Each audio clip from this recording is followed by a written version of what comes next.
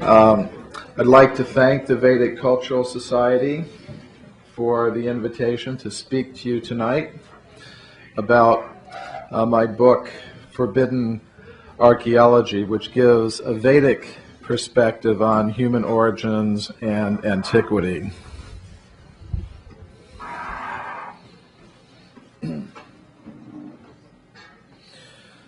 So, first of all, I'd like to introduce myself as a researcher in history and philosophy of science for the Bhaktivedanta Institute.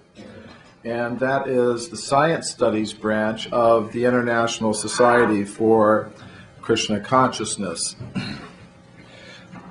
The purpose of the Institute is to study concepts of modern science in light of India's timeless Vedic wisdom. So the talk I'm going to give tonight is based on talks that I've given at the Royal Institution in London, the Russian Academy of Sciences in Moscow, and other scientific institutions, conferences, and universities throughout the world. My research into human origins and antiquity is guided by my studies in the ancient Sanskrit writings of India. And these writings tell us that human civilizations have come and gone on this planet for vast periods of cyclical time. If you'd like to learn a little bit more about this Vedic concept of cyclical time, you can consult this paper, which I presented at the World Archeological Congress, and it was later published in a peer-reviewed conference proceedings volume. The basic unit of Vedic cyclical time is called the day of Brahma, or the Kalpa. This day of Brahma lasts for 4,320,000,000 years. It's followed by a night of Brahma, which also lasts for 4,320,000,000 years. And the days follow the nights endlessly in succession. And during the days of Brahma, life, including human life, is manifest in the universe, and during the nights, life is dormant.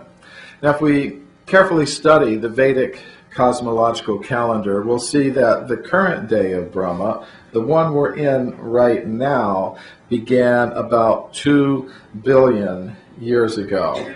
So a Vedic archaeologist might expect to find evidence for a human presence going back almost 2 billion years.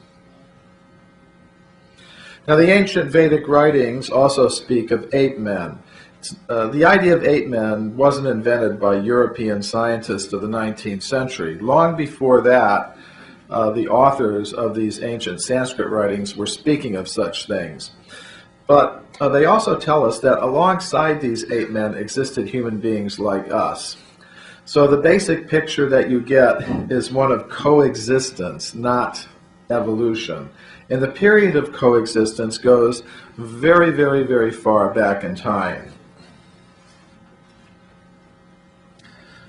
Of course, these ideas are somewhat different from the ideas about human origins and antiquity that we get from Charles Darwin and his modern followers.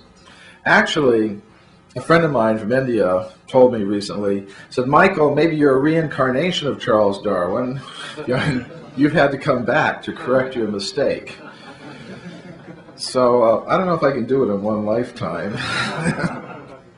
It may take me a few hundred or so, but maybe you can help me out a little bit. So what do the Darwinists tell us about human origins? Well, first of all, they say that life began on Earth between 2 and 3 billion years ago. Some scientists say they can detect chemical signs of life going back about 3 billion years. But the oldest undisputed fossil evidence for life that paleontologists now have, fossils of undisputed single-celled creatures, go back about 2 billion years, which is, interestingly enough, the beginning of the day of Brahma. Then they say the first primates, the first apes and monkeys, came into existence about 40 million years ago. Then they say the first hominids, the first ape men, came into existence about 6 million years ago. And finally they say that humans of our type, anatomically modern humans, came into existence about 100,000 years ago. At least that's the age of the oldest undisputed fossil evidence for anatomically modern humans in terms of what modern archaeologists think is true. And they say all of the physical evidence supports this evolutionary picture of human origins, with human beings like us coming into existence between 100 or 150,000 years ago, something like that. But when I did 8 years of research into the entire history of archaeology, I found something quite different. I found that over the past 150 years, archaeologists have discovered huge amounts of evidence showing that humans like us have existed throughout this entire period of time, going all the way back to the very beginning of the history of life on Earth. This evidence takes the form of anatomically modern human skeletal remains, anatomically modern human footprints, and human artifacts of various kinds. I've documented this evidence in this book, Forbidden Archaeology, co-authored with my co-author, Richard Thompson.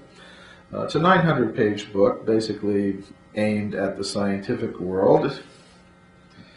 The book is also available in a shorter, popular edition, which is also available in French. It's been published in French in Europe by the publisher Rocher, so you could get it on, if you like French, if you prefer French as your primary language.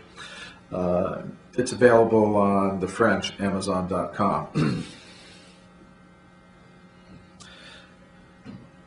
Now, this evidence for extreme human antiquity, which contradicts the current theories, is not very well known, both within the scientific world and to the public at large, because of what I call a process of knowledge filtration that operates in the world of science. We can call this blue box here the knowledge filter, and it represents the current consensus on human origins. And reports of evidence that conform to this consensus will pass through this social and intellectual filter very easily, which means students will read about this evidence in their textbooks. People will hear scientists speaking about it on television. If they go to the local museum of natural history, they'll see the artifacts and bones on display. But if we have reports that radically contradict this current consensus, they tend to be filtered out of the discussion, which means we don't read about this evidence in our textbooks, we don't hear scientists speaking very much about it, and if we go to the museum, we won't see the artifacts or bones on display, although they may be there somewhere in the museum collection. And I'm not talking here about some satanic conspiracy theory. It's a very well-known, established fact among historians, philosophers, and sociologists of science that theory determines how evidence is treated. And what I've simply done is demonstrate how that process operates in archaeology and human origin studies generally. So what I'd like to do now is give a few representative examples of the kinds of evidence that I'm talking about. I want to show two things. First of all, that this evidence actually does exist, and I also want to say something about how the knowledge filtering process operates in each case. So I'm going to start with evidence that's relatively close to what many scientists are now prepared to accept in terms of human antiquity, and then gradually we'll go back further and further and further in time. And some of these, as I said, this knowledge filtering process has been going on for a long time. So some of the cases I'm going to talk about are from the more recent history of archaeology. Some of the cases will be from the earlier history of archaeology. This is Virginia Steen McIntyre. She's an American geologist who I know personally. When she was a young woman, just beginning her career in archaeology,